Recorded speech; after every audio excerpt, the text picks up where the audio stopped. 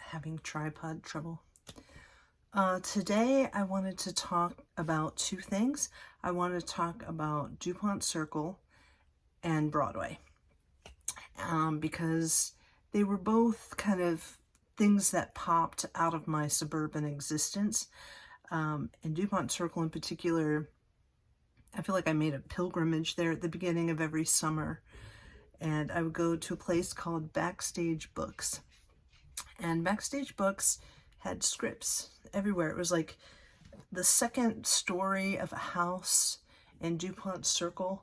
And I would sort of drive to the metro station, then take the metro in, then walk. And the first time I did it was like, it was mind-altering for me, because I sort of left my little bubble of existence and went to this metro, and you know, you come off and it's like a grand entrance up the escalator. And then when I got into the street, there were just, it was Gay Pride Day, and there was a festival, and there were people in the streets, and I just really didn't know what I had stepped into. And it was cool to know that this whole world existed so close to where I existed.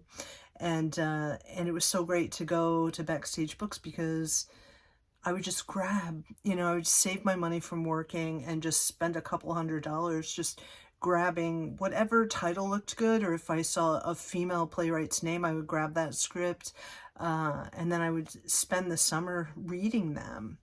And I think that's the beginning of how I sort of learned to enjoy reading plays, imagining how they would actually play out, not just reading them like a novel or something like that. And so that was just amazing for me. And later, because I did this every summer, and so this was maybe 1984 or 1985 when it began. So in a couple of years, AIDS hit.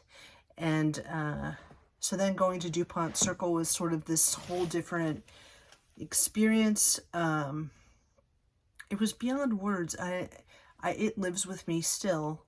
I saw Reagan speak at that very expensive hotel there, I remember. And I remember walking to that location because I worked for a plumber who had these tickets because he was a Republican, and they didn't want the tickets to go to waste. And I knew it wasn't what I agreed with, but I thought, it's a chance to see a president. And I remember walking to there and walking past men. And the strangest thing is they were wearing their regular clothes, like stylish, expensive clothes, but their bodies were like 3 sizes smaller, and they were gaunt and sort of skeletal. And I remember trying not to stare at that, trying to pretend that was normal.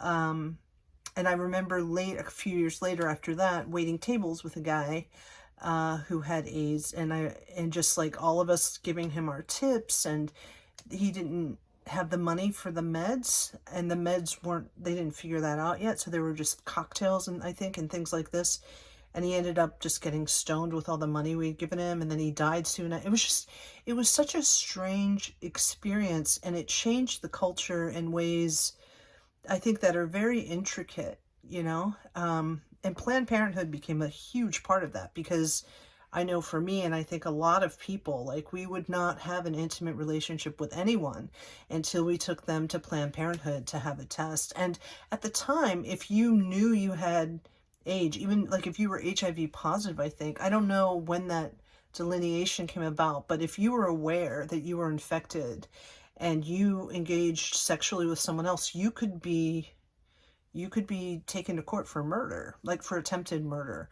So it was a huge deal. And I remember thinking about physical contact with people, just even touching people. I remember I had a relative who flew on a plane. It was like there were AIDS all around. It was a terrifying time, and people just disappeared. They just disappeared. And I remember walking through that kind of scenario, and then being in this very well-to-do kind of hotel, lush, and waiting to see Reagan, and like his little band played, and they walked down this sort of aisle, and how presidential he was. And I think for him, and when I saw Bill Clinton too, like their heads were like too big for their bodies, and um, the the the charismatic nature of how once Reagan started speaking, you listened to him. Even if you disagreed with him, he had this presence, you know. It's like when I saw Elvis, like, it's such a cliche, but like this presence. And it was powerful. It was engaging. It was sort of like you just didn't want to stop looking at them, but you did, but you kind of didn't. And or me, I guess, you know.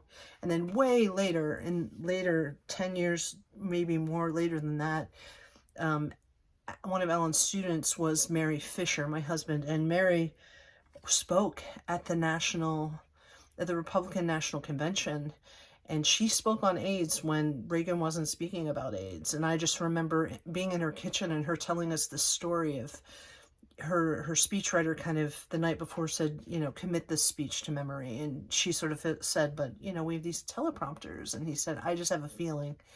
So when she got up there, the teleprompters went blank, and she still delivered the speech. I think the first speech about AIDS in any kind of, definitely on any kind of Republican platform. And she said that when she looked down, people would open their shirts and they have t-shirts underneath that said, my brother died of AIDS, I lost my son. Like, all these sort of secretive messages were like coming right at her. And as she left the stage too, just whispers and like, this happened and that happened, and just what a crisis it was and how secretive it was. And in terms of any kind of contact with people, it just really made you question who you were talking to, why you were talking to them, who you were around, why you were around them. Very different kind of than COVID, because COVID's in the air, you can't see it. But AIDS was about physical contact. So there was a pulling away, and then a decision to not pull away, to like really be with somebody. Anyway, I wanted to talk about Broadway too, but I went on and on about DuPont Circle and AIDS, so maybe I'll talk about Broadway tomorrow. But it was a beautiful place, and my high school theater was sponsored by DuPont, so it was cool to just go there and see this other world around the circle with the fountain. And forever I didn't know I'd be going back there and performing in bookstores there and meeting people with Code Pink there. And I went there many times after, but as a teenager, that was just this magical experience that I wanted to share.